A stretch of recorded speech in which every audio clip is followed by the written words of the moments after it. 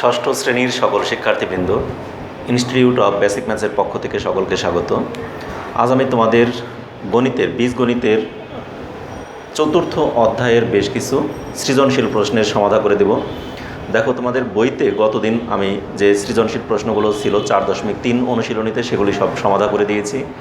এখন তোমাদের অতিরিক্ত সৃজনশীল প্রশ্ন আমি এর আগের যত অধ্যায়, পাটিগণিত হোক, বীজগণিত হোক, যে অধ্যায়টা পুরোপুরি শেষ করেছি সেই অধ্যায়ের বেশ কিছু অতিরিক্ত সৃজনশীল প্রশ্ন বানিয়ে সেগুলি তোমাদেরকে সমাধান করে দিয়েছি। ঠিক তারই ধারাবাহিকতায় আজকে তোমাদের যেহেতু 4.1, 4.2 এবং 4.3 এই তিনটি অনুশীলনী তোমাদের শেষ হয়েছে, তাহলে এই তিনটি অনুশীলনীর ভিত্তিতে কিছু সৃজনশীল প্রশ্ন বই বহির্ভূত আমি বানিয়ে কিছু অঙ্ক তোমাদের করাবো, হয়তো বা 2টি বা 3টি ক্লাসে। তার মধ্যে আজ তোমাদের আমি 2টি বা 3টি সৃজনশীল প্রশ্ন সমাধান করে দেব। আমি আগেই বোর্ডে এখানে লিখে রেখেছি 2টি অঙ্ক। যদি এই 2টি অঙ্ক করার পর আমি সময় পাই তাহলে আরও একটি অঙ্ক হয়তো বা বানিয়ে আরেকটি অঙ্ক তোমাদেরকে সমাধান করে দেব। তা সেক্ষেত্রে দেখো, প্রথম অঙ্কটি এখানে আমাদের কি বলা আছে।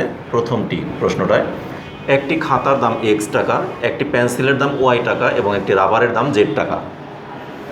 কত বললো? 2x + 3y divided by 4x - 5y into 2b রাশিটিতে কয়টি পদ আছে? আগে আমরা ক নাম্বারের চিন্তাটা করি, ক নাম্বারটা করি, পরে খ নাম্বারের চিন্তা করব। এখন দেখো, এই যে ক নাম্বারে যে একটি রাশি দেওয়া আছে, সেই রাশির সাথে আমাদের কিন্তু উদ্দীপকের কোনো সম্পর্ক নেই। উদ্দীপকের এখানে কোনো সম্পর্ক নেই, যেহেতু এখানে আলাদা একটা রাশি দেওয়া আছে, বলছে এই রাশিতে কয়টি পদ আছে। এখন পদ কিন্তু আমরা এর আগেও তোমাদেরকে শিখিয়েছিলাম, পদ সাধারণত যোগ বা বিয়োগ দ্বারা আলাদা করা হয়, পদকে কখনোই গুণ বা ভাগ দ্বারা আলাদা করা হয় না। যদি তাই হয় তাহলে এই রাশিটিতে কয়টি পদ আছে তোমরা কিন্তু এখন নিজেরাই বের করে ফেলতে পারবে। যেমন দেখো, এখানে 2x, এটি কি একটি পদ হয়ে গেল না? আবার এই 3y ভাগ 4x, তাহলে এই ভাগ দিয়ে কিন্তু আলাদা করা যায় না। এখানে আছে একটি যোগ চিহ্ন, এখানে একটি বিয়োগ চিহ্ন, তাহলে যোগ আর বিয়োগের মাঝখানে যে অংশটুকু, এই পুরাটা হলো একটি পদ। আবার এখানে কিন্তু ইন্টু মানে গুণ চিহ্ন, 5y ইন্টু 2b, এই পুরাটা একটি পদ। তাহলে আমাদের এখানে এই রাশিতে কয়টি পদ আছে? অরিজিনালি 1টি, 2টি, 3টি পদ আছে। এটি আমাদের উত্তরটা হয়ে যাবে। তাহলে উত্তরটা আমরা লিখে ফেলি। দেখো, সমাধান 1 ক আমরা রাশিটা আগে লিখব।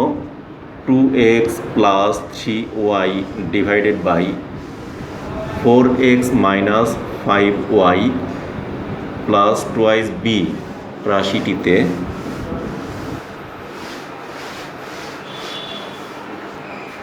তিনটি পদ আছে। শেষ। আমার কিন্তু বলে নাই কয়টি পদ আছে এবং কি কি, তা কিন্তু বলে নাই। যেহেতু কি কি বলে নাই, তাহলে আমাদের তো কি কি দেওয়ার দরকার নাই। প্রশ্নে অঙ্ক বা যে কোনো সাবজেক্টই হোক না কোনো, যা চাবে ঠিক তাই দেবে, তোমরা এর চেয়ে অতিরিক্ত কোনো কিছু দিতে যাবে না। তাহলে এখানে আমাকে বলছে কয়টি পদ আছে, তাহলে আমার 3টি পদ আছে। শেষ। এখানে আমাকে ইন্ডিকেট করে দেওয়ার দরকার নাই কোন 3টি পদ আছে, সেটি আমাকে চায় নাই। যে কি কি পদ সেটি কিন্তু আমাকে চায় না, অতএব আমরা দিব না। তাহলে ক নাম্বারের অ্যান্সার কিন্তু শেষ। এবার আমরা আসবো খ নাম্বার। দেখো, খতে কি বলা হয়েছে? 6টি খাতা, 9টি পেন্সিল ও 5টি রাবারের মোট দাম কত? এটি কিন্তু আমার উদ্দীপকের সাথে সংশ্লিষ্ট। অর্থাৎ 6টি খাতা, 9টি পেন্সিল ও 5টি রাবারের মোট দাম কত? তাহলে এখানে আমাদের একটি খাতার দাম হচ্ছে X টাকা, তাহলে 6টি খাতার দাম কত হবে? 6x টাকা। আমরা লিখি একটি খাতার দাম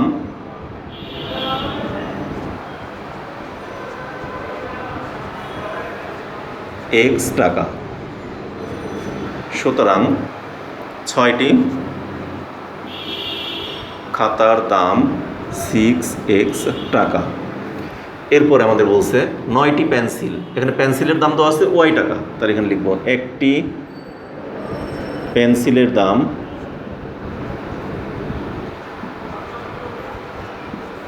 Y টাকা, সুতরাং 9টি পেন্সিলের দাম 9y টাকা।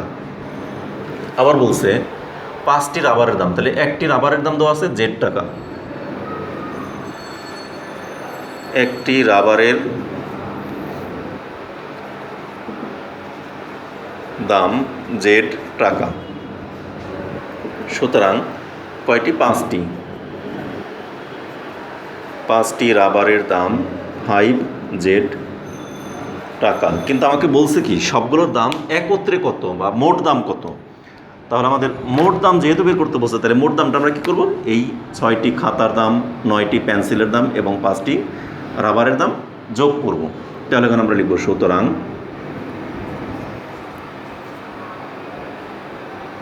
ছয়টি খাতা, 9টি পেন্সিল ও 5টি রাবারের মোট দাম কত? 6x plus 9y plus 5z টাকা। উত্তর এটাই, 6x plus 9y plus 5z টাকা। তাহলে আমাদের কিন্তু খ নাম্বারটাও কমপ্লিট হয়ে গেল। আমাদের কিন্তু ক আর খ দুটি প্রশ্নের উত্তর কমপ্লিট। এবার আসি আমরা গ নাম্বারটা। অঙ্কটি কিন্তু এরকম অঙ্ক তোমাদের বইয়ের অনুশীলনীতে অনেক করাইছি, সেগুলো তোমরা অবশ্যই দেখেছো এবং বুঝতে পেরেছো, সবগুলি সহজ অঙ্ক একেবারেই। এবার গ নাম্বারে বলছে x সমান 15, y সমান 8 এবং z সমান 10 টাকা হলে খ এ প্রাপ্ত জিনিসগুলোর দাম একত্রে কত? তাহলে খ এ প্রাপ্ত যে রেজাল্টটা আছে, এই রেজাল্টটা আমার লাগবে, অর্থাৎ এই রেজাল্টটাকে আমি রেখে বাকিগুলো মুছে দিই। ঠিক আছে?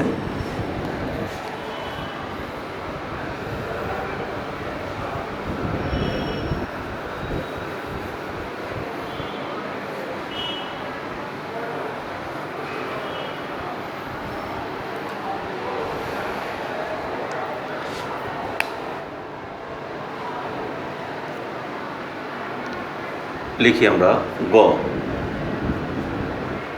x সমান সমান 15 টাকা, y সমান সমান 8 টাকা এবং z সমান সমান 10 টাকা হলে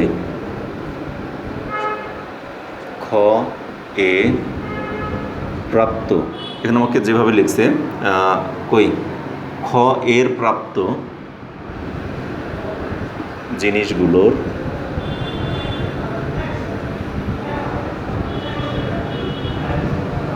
মোট দাম হবে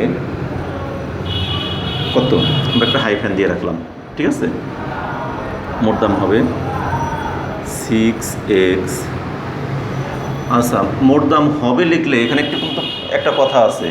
আমি যদি লিখি 6x plus 9y plus 5z টাকা, আমার কিন্তু এইগুলো সমান এত হলে মোট দাম কি এটা হবে না? এখানে তো আমাদের XYZ এর মানটা তাহলে বসায় দিতে হবে। এই জন্য এখানে আমি লিখি মোট দাম হবে না লিখে আমি লিখি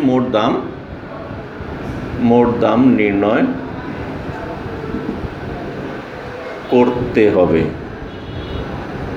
ঠিক আছে? এখন এখানে আমরা আর একটা লাইন লিখব, খ যে লাইনটা একবারে ঘিঞ্জি হয়ে যাবে, এই জন্য আমি এখানে লাল দাগ দিয়ে লিখি খ হতে পাই মোট দাম, খ হতে পাই মোট দাম এত টাকা। ঠিক আছে? এখন এখানে আমরা ওই মানগুলো বসিয়ে দেব। সমান সমান দেখো 6 ইন্টু এক্সের মান কত 15 প্লাস 9 ইন্টু ওয়াইয়ের মান 8 প্লাস 5 ইন্টু জেডের মান 10 এত টাকা। ব্র্যাকেটে লিখে দেব মান বসিয়ে।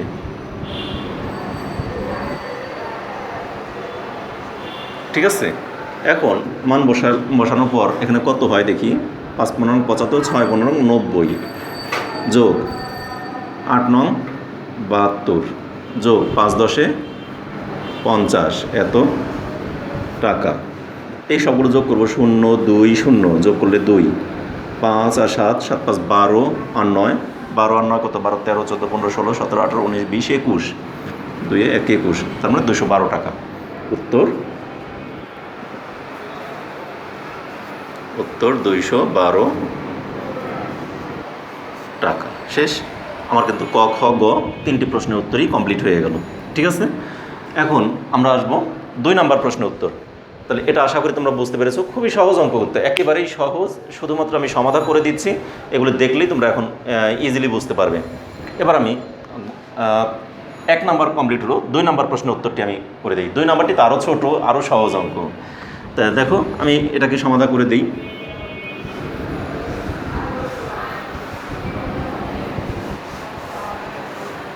তোমাদের পরীক্ষাতে এরকম অঙ্কই থাকবে, এরকম ছোট ছোট অঙ্কই থাকবে, খুব বেশি কঠিন কোনো অঙ্ক দিবে না। এবার 2-এর আমাদের ক, দেখো কতে বলছে এই একটা উদ্দীপক দেওয়া আছে, এই উদ্দীপকের মধ্যে বলছে উদ্দীপকের রাশিটিতে কয়টি পদ আছে। আগের প্রশ্নটা মতোই, তাহলে আমরা উদ্দীপকটাকে আগে লিখব 3a into b plus 8y minus 2x divided by 3c plus 5z। এই তো, তাহলে উদ্দীপকের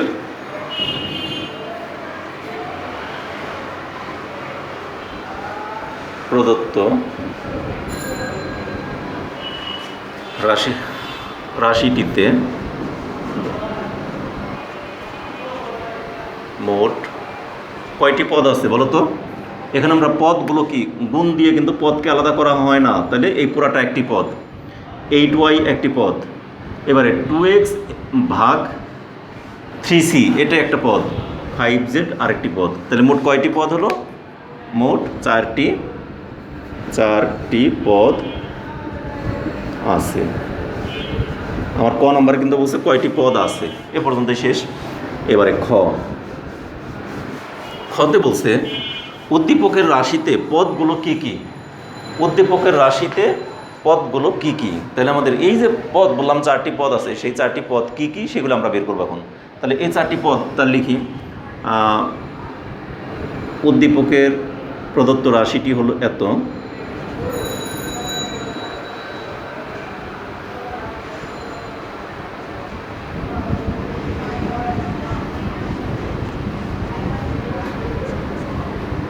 রাশিটি হলো কি, ওইটাকে আরেকবার না লিখলেও চলতো, লিখে দেই 3a into b plus 8y minus 2x divided by 3c plus 5z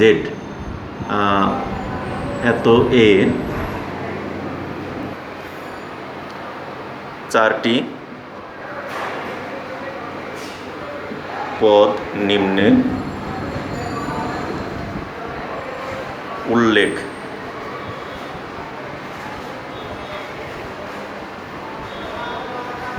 করা হলো। প্রথম পদ কত, 3a ইন্টু বি, দ্বিতীয় পদ 8y, তৃতীয় পদ কত, এখানে তৃতীয় পদ হলো 2x মাইনাস, এই যেখানে লাল দাগ দিচ্ছি 2x minus 3c, 2x minus না ডিভাইডেড 3c, এবং চতুর্থ পদ সমান সমান 5z। এটি অ্যান্সার। খ নাম্বার হয়ে গেল। এবারে গ নাম্বারে বলছে কি উদ্দীপকের রাশির চলক ও সহগগুলো কী কী। তাহলে এই যে উদ্দীপকটা দেওয়া আছে, এই উদ্দীপকের যে রাশিগুলো দেওয়া আছে, সেই উদ্দীপকে যে একটি রাশি দেওয়া আছে, এই রাশিটার চলকগুলো কী কী এবং এর সহগগুলো কী কী। তাহলে এখানে কতগুলো চলক আছে। চলক মানে কি, আমরা জানি অজানা রাশি, যে সমস্ত মানগুলো অজানা সেগুলিই হলো চলক। তাহলে অজানা কি, এ অজানা, বি অজানা, ওয়াই অজানা, এক্স অজানা, সি অজানা, জেড অজানা। তাহলে এগুলিকে আমরা একটু সাজিয়ে গুছিয়ে লিখতে পারি, অথবা যথাক্রমে যদি দিই তাহলে আমাদের যথাক্রমে দিয়েই আমরা দেব। ঠিক আছে, তাহলে যথাক্রমে দিলে আমরা আর সাজানো দরকার নাই, A B Y X C Z এইভাবেই লিখবো। যথাক্রমে মানে সিরিয়াল অনুযায়ী আমরা লিখে দেবো। তাহলে আমি এই দুটাকে মুছে দিলাম, ক আর খ মুছে দিলাম। ঠিক আছে,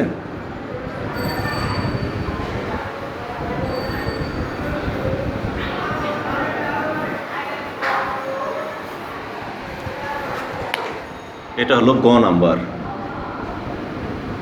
গতে আমরা লিখব কি,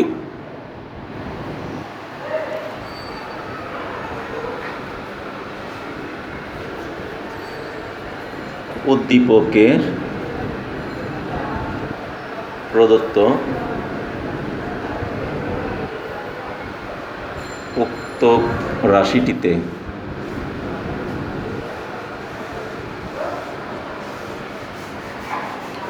রাশিটির চলকগুলো হলো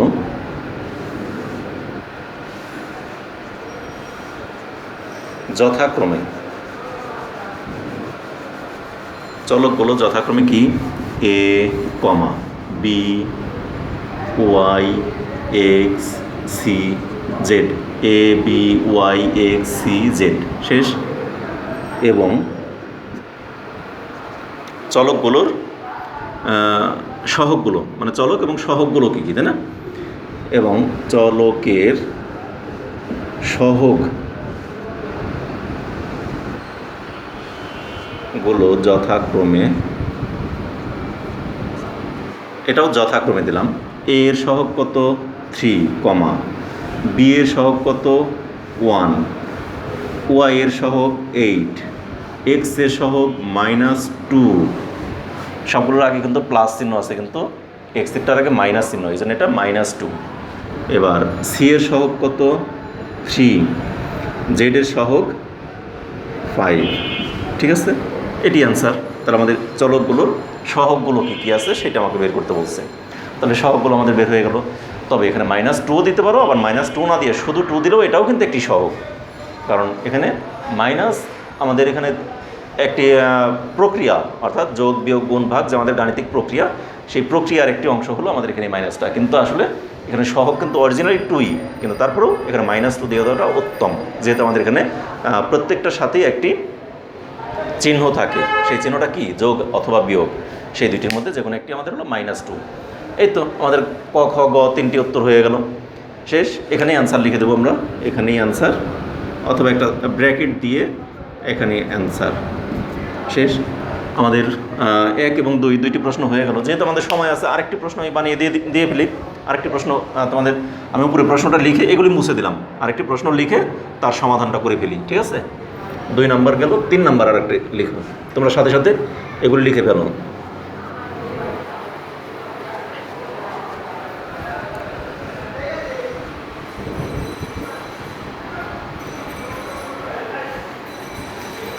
মনে করো 3 নাম্বার প্রশ্ন,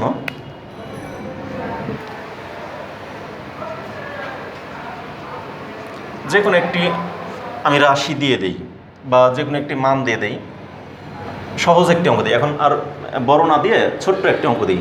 মনে করো x = 3 এবং y = 6 হলে ক নাম্বার দিয়ে দিলাম। ক নাম্বারে মনে করো x + y whole square, x + y whole square এর মান কত, এই একটা প্রশ্ন দিলাম। খ নাম্বারে অন্য আরেকটা ইচ্ছে মতো নিজের মতো একটা বানিয়ে দিই, বা দেখাও যে দিয়ে দিলাম। দেখাও যে x - y whole square = x² - 2xy + y square. আর গতে মনে করো আরেকটা দিয়ে দিই, যে কোনো একটি তোমরা ইচ্ছে মতো একটা দিতে পারো। এখানে কিন্তু কোনো যেটা দিব ওইটাই আমার অঙ্ক, এবং ওখান থেকে আমরা ওই মানটা যা দিব ওইটাই। যদি আমি বলি 5x² + 3y² বের করো, মানে x আর y দিয়ে যে কোনো একটি রাশি আমরা বানাবো এবং সেই রাশির মান নির্ণয় করো, তাহলে যেটা দিব ওইটাই হবে। আমি ইচ্ছে মতো একটা দিয়ে দিই, মনে করো একটু বড় দেখে দিই, মনে করো 18 মানে 18x³ দিয়ে দিলাম, -5y² দিয়ে দিই, এর মান নির্ণয় করো। এই 3টি প্রশ্ন আছে আমাদের, আর এই 3টি প্রশ্নের উত্তর আমরা এখন সমাধান করি। তাহলে সমাধানটা ওই সাইডে না করে আমরা নিচেই করে দিই, যেহেতু এখানে একটি প্রশ্ন মাত্র আমরা ছোট আছে।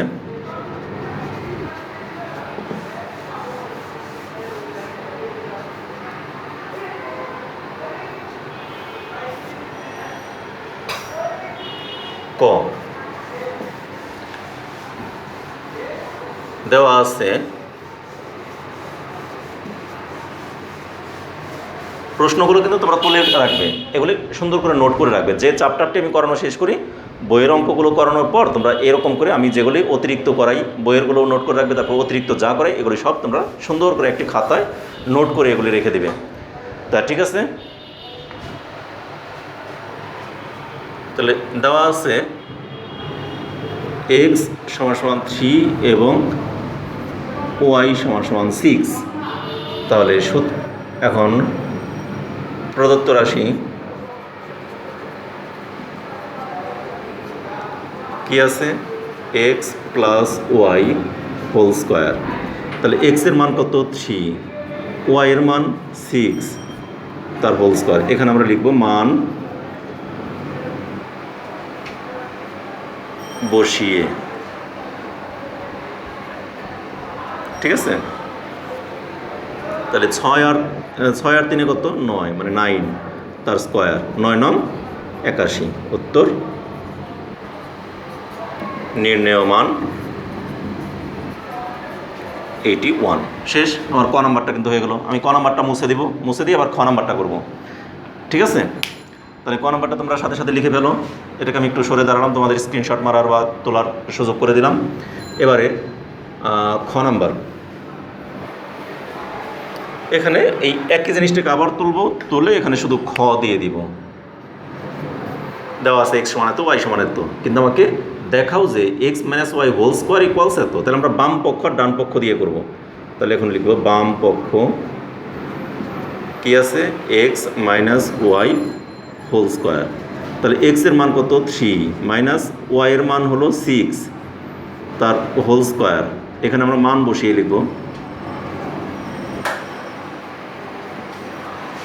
তাহলে মান বসিয়ে মানে 3 থেকে 6 মাইনাস করলে কত হয়, -3 তার হোল স্কোয়ার।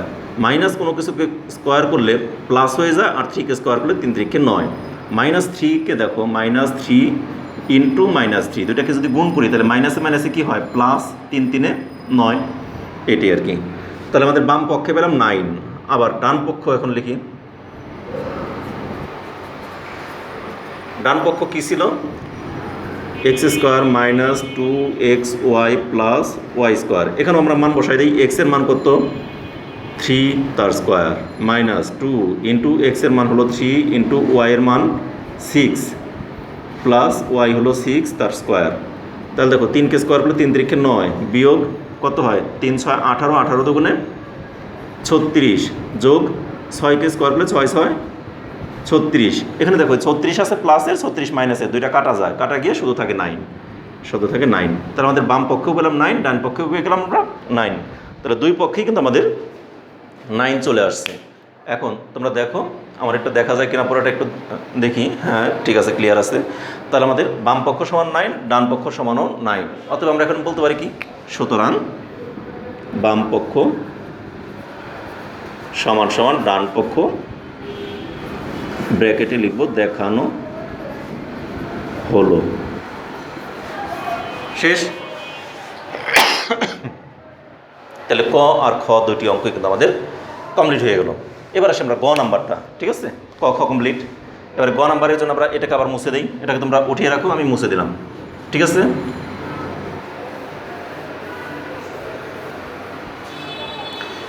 দেখো এখানেও কিন্তু একটা কাজ করতে পারে যে ডান পক্ষে এখানে আমরা যখন মান বসাইছি সব জায়গায় যখনই মান বসাবে তখন এই কথাটা কিন্তু লিখে দিবে, মান বসিয়ে। এখানেও কিন্তু মান বসিয়ে কথাটা লিখে দিবে, ঠিক আছে। আমি এটা মুছে দিলাম। আবার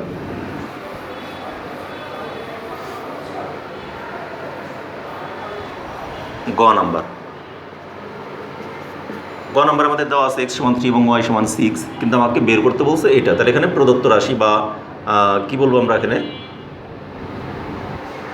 প্রদত্ত রাশি বলি।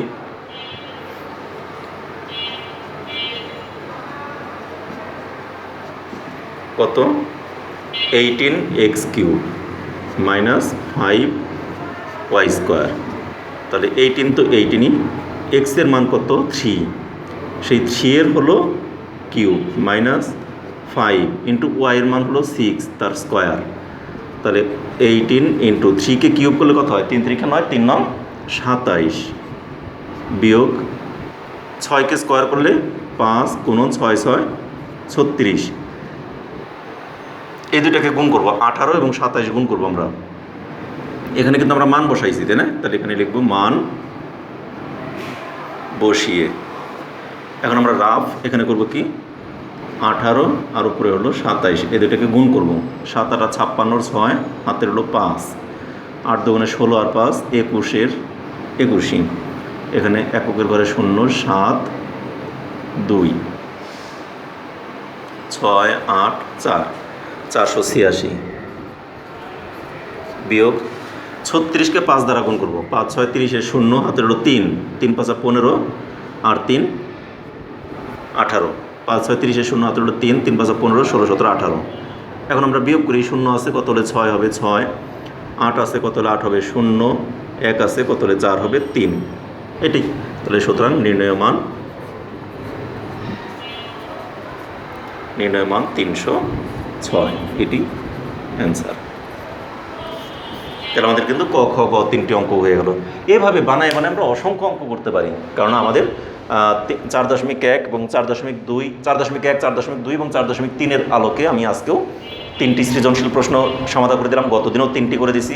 আর 2টি ক্লাসে যদি 3 3 6টি অঙ্ক করে দেওয়া যায় তাহলে আমাদের অনেকগুলো সৃজনশীল কিন্তু হয়ে যাচ্ছে।